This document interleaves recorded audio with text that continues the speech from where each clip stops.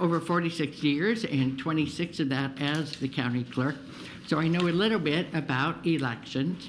I remember when elections, and maybe some of you all remember, when we didn't have one ballot that you were given. Remember those pink and yellow and green pieces of paper that made like the partisan office and maybe the nonpartisan, the school boards. I remember getting all of those. I remember staying, oh gosh, one night I think I got home at 5 o'clock in the morning because everybody, we were hand counting. And so that was in the 80s that Seward County went to a machine counted results for their election. And it's been great ever since then. And I can say it was secure back then. Being a youngster and just coming on to the election scene. And right now I can say it's still as secure and even more with our machines. So I made this testimony because I've never have been at an interim hearing before, but I would, you talked with Brian a lot, so I'm not going to go over some things, but a few things I thought need a little bit of attention. So I'm going to kind of go back and forth on this. So even though Brian, a lot of county clerks we do the same thing. So we adhere to the security part of it. We have drop boxes, we have things like that.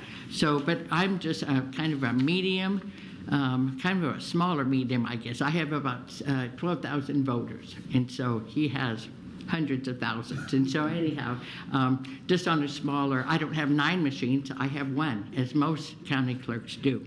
But anyhow, I thought I'd go through a few logistical things, even the more simpler things that we do to show that we are secure, even with everything from the beginning. So here you see on the first page of it, starting with number 1, I said we check the drop boxes to retrieve voted ballots. Those drop boxes are cemented in place, locked with only my office having a key, and checked multiple times each day and on the weekend, and they are becoming a key component in voting. So when those are checked, not only do 2 people from my staff, we have 2 people from a different party, so not to make it seem like only Republicans or Democrats are getting those, okay? And they are under camera security, as I know most counties are.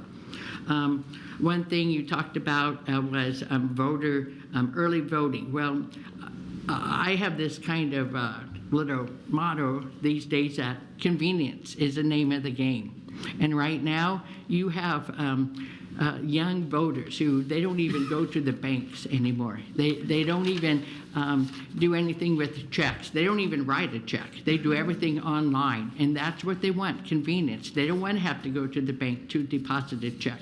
They don't want to have to go to the polling place to vote.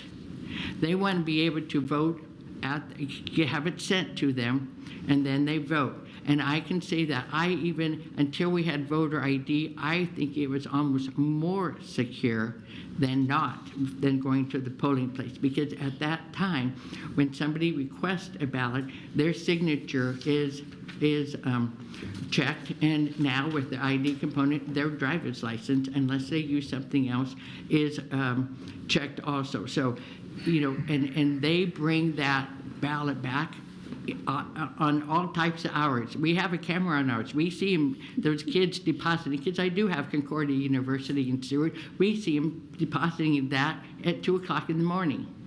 That's when the kids are up.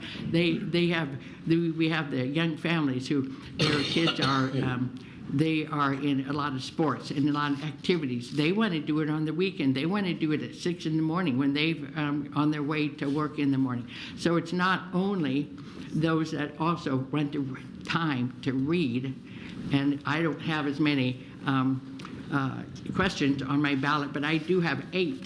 So there is quite a bit of reading. So people do want to read it. Or they even might say, there's people on this ballot, I don't even know them. And it's maybe for like an NRD, something that maybe isn't as popular as a president or governor or regent. And they want time to investigate that candidate. So having that early voting ballot gives them time to do that. So I think that over time we see an explosion of it, it's just as secure, but it's more prevalent as time goes on. We also, I said, make sure each voter requests an early ballot gets the correct ballot. We even in our office, remember I'm smaller than Brian here, but we have more than one person check and make sure. Senator Lowe, are you getting the right ballot? Should you have 3 splits in your precinct? In fact, by the way, in my small county, I have 70 different kinds of ballots this year, more than ever before. And so we want to make sure you are getting the right ballot that has a commissioner or the right NRD on it. So we even go overboard and make sure that everything is almost done twice, okay? We also perform multiple test checks, and we've gone through that here a little bit. But on our scanners before the election, to make sure they are tabulating correctly, I have 3 of my office staff mark a set of ballots. That's where I said I have 70 kinds of splits in my election. And we run them through the scanner. And in every instant, and you know I've been here quite a while, and I can tell you, in every instant, if they didn't match, it was human error. It wasn't the machine. Somebody forgot they had left an overvote or something. We even check those things. Most people don't even realize that. Our system doesn't only check if you voted for a candidate or maybe a vote for 3, but what if somebody didn't vote for anybody? What if somebody didn't put anything in the write-in lines? That is called an undervote. So we even check the undervotes or the overvotes. We, by law, are required to instruct our election workers. We do that, and I do it kind of on purpose, close to the election. I usually do it on the Thursday before. This year it will be on Halloween, because I think that these people who have not volunteered, who are working the election, more or less, they only do it 2 times in Seward County every other year. So how to give that information to them, and then 30 days goes on or 3 weeks, they almost forget some of the information about it. And so anyhow, I do it as soon, close to the election as possible, on purpose. During the time leading up to the election, every signature on every voting envelope is looked at. In 2020, COVID time, we had over 4,000 early voting ballots. That's a lot for Seward County. And so we were inundated. Yes, we put in a lot of overtime just because of that. It was something that doesn't happen, but hopefully every 100 years. Just recently, the clerks had a tabletop exercise, and to plan for an emergency that might come up.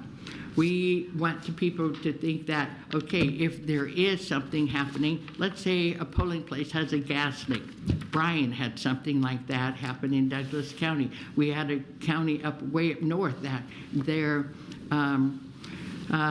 internet, their fiber was cut throughout the whole county. There are things like that, and electricity might be cut from a polling place. What to do with that? We want to make sure that we have these tabletop exercises so that we know and we can coordinate with the Secretary of State on that training so that we have a plan.